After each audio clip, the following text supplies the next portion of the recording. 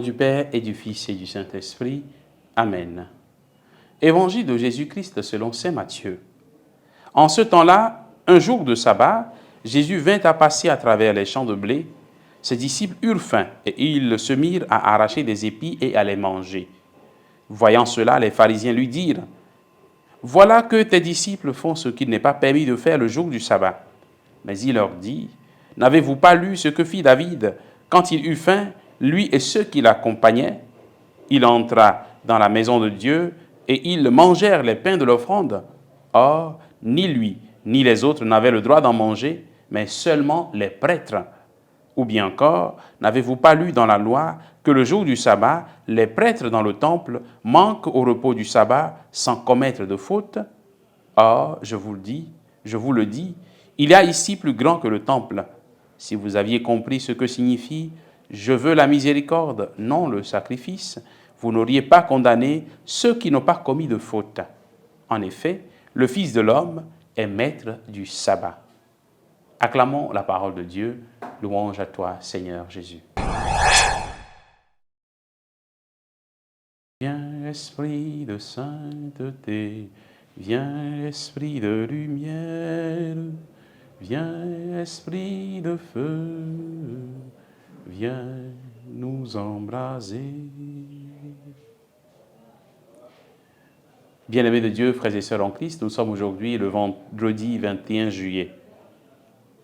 Dans l'évangile d'aujourd'hui, les disciples de Jésus posent un acte qui, dans une lecture stricte de la loi, constitue une enfreinte, puisqu'il est interdit dans la loi de moissonner un jour de sabbat.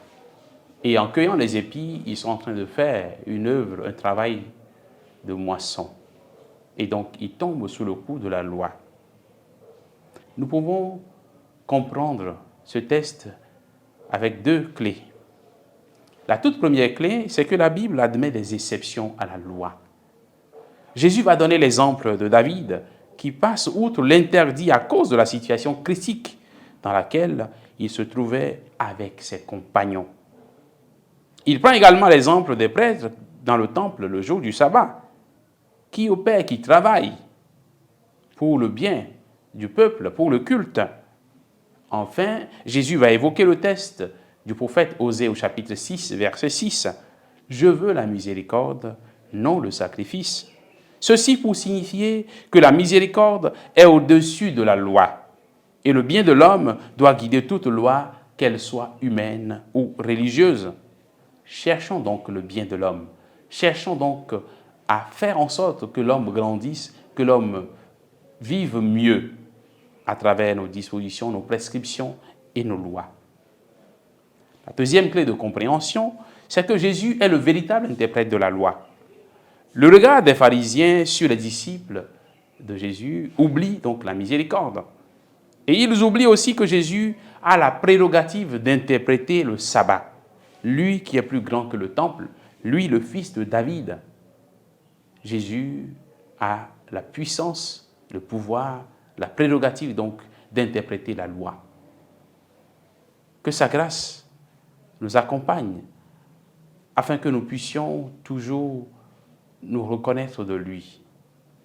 Lui qui est le maître de la loi par excellence, lui qui nous explique sa loi, qu'il vient parler à nos cœurs pour que nous puissions mieux comprendre la loi d'amour qu'il nous donne, afin qu'au-delà de tout, nous puissions chercher à l'aimer et à aimer nos frères et sœurs.